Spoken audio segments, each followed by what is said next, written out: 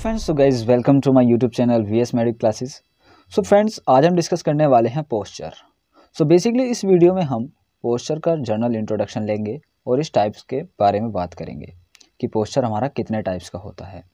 तो बेसिकली आइए सबसे पहले हम बात करते हैं डेफिनेशन की। तो यहाँ पर मैंने हेडिंग डाला व्हाट इज़ पोस्चर। इसका मतलब हम समझने वाले हैं कि जो पोस्चर है वो एक्चुअल में है क्या, उसकी डेफिनेशन क्या है। तो पोस्चर क्या होता है? एक प्रकार का एटीट्यूड होता है, ओके फ्रेंड्स, जिसको हमारी बॉडी अज्यूम्ड करती है, supported during the course of muscular activity. इसका मतलब क्या होता है कि जो हमारी जो पोस्चर है, जो हमारा जो पोस्चर है, इसमें क्या होता है, बहुत सारी मस्कुलर एक्टिविटी की वजह से ये पोस्चर बन पाता है।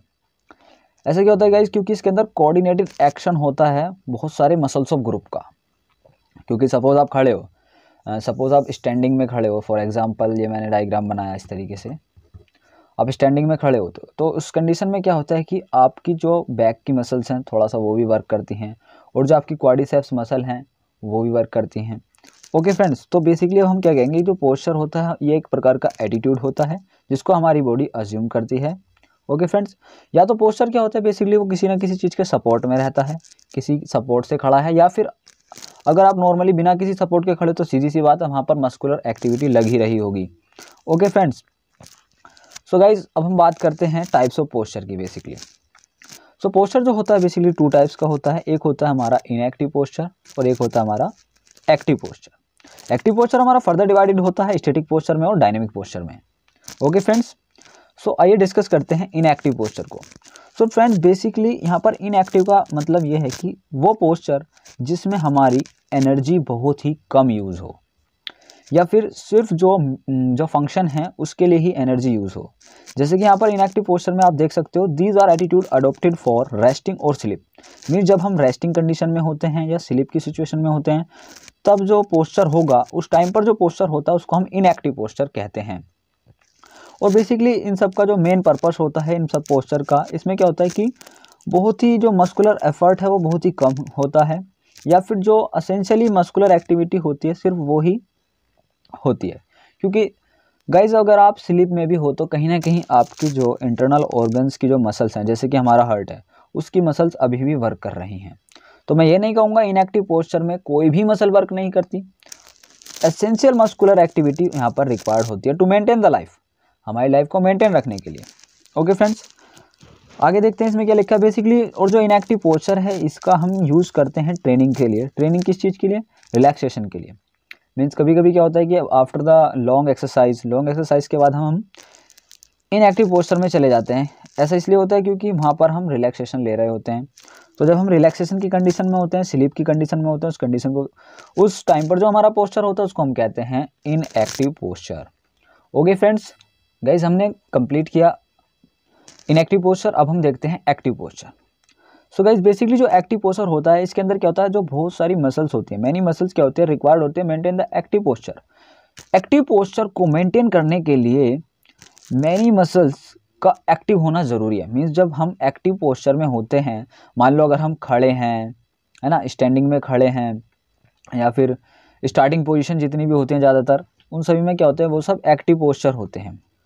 ओके फ्रेंड्स, जैसे कि इसमें क्या होता है कि अब जो एक्टिव पोस्चर है ये आपका स्टैटिक भी हो सकता है और डायनेमिक भी हो सकता है। देखो, स्टैटिक का मतलब होता है रुका हुआ और डायनेमिक का मतलब होता है मूविंग। ओके, तो एक्टिव पोस्चर क्या पोस्चर है? वो पोस्चर जिसमें मस्कुलर एफर्ट ज़्यादा लगता है, वो होता है हमारा एक्टिव पोस्चर। इसमें देखते हैं सबसे पहले स्टैटिक पोस्चर। तो स्टैटिक पोस्चर क्या होता है, इसके अंदर जो हमारे बॉडी के सेगमेंट होते हैं वो एक अलाइनमेंट में रहते हैं। ओके, स्टैटिक पोस्चर में जो हमारे बॉडी के सेगमेंट हैं वो एक अलाइनमेंट में रहते हैं, जिससे क्या करते हैं, वो मेंटेन करके रखते हैं एक पोजीशन को।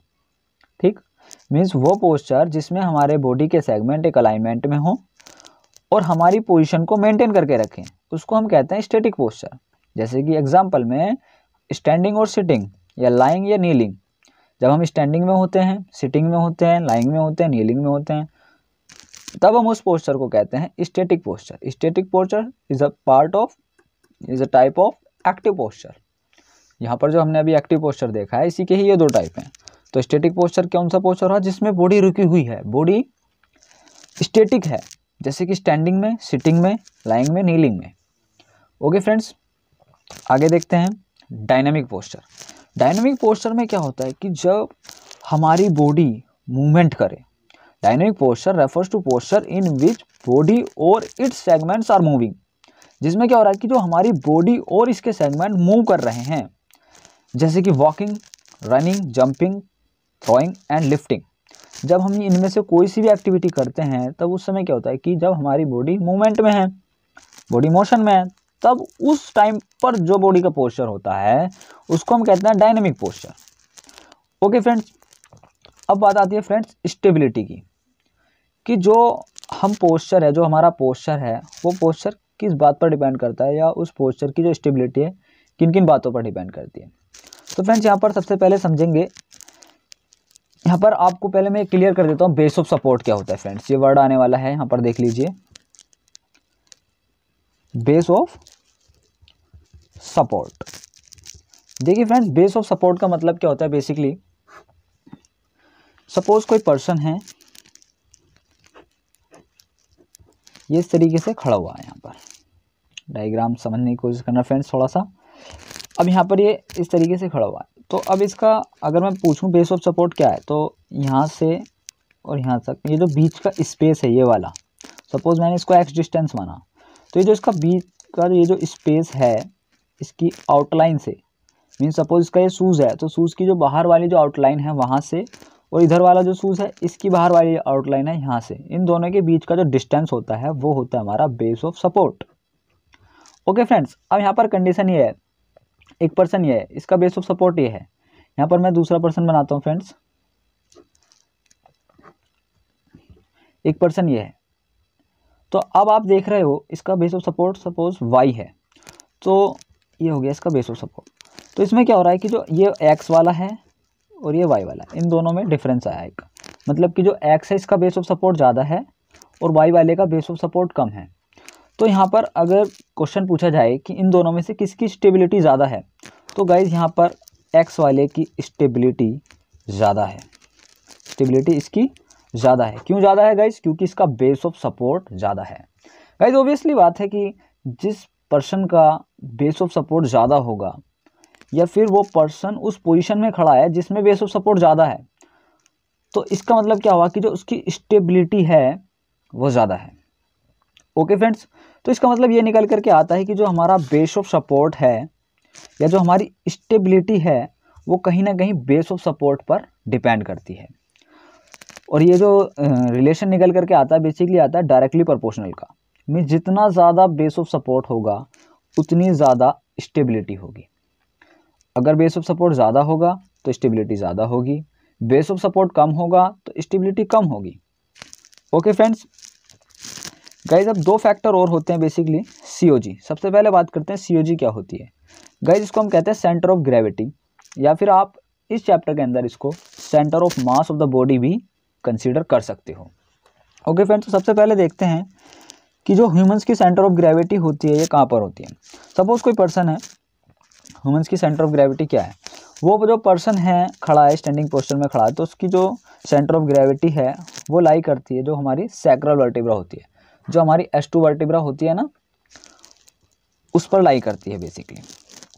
ठीक, अगर गाइज मैं बात करता हूँ यहाँ पर सेंटर ऑफ मास की, तो सेंटर ऑफ मास और COG में यहाँ पर कोई ज़्यादा बड़ा डिफरेंस नहीं है, क्योंकि ये दोनों ही एक ही चीज़ को रिप्रेजेंट करेंगे।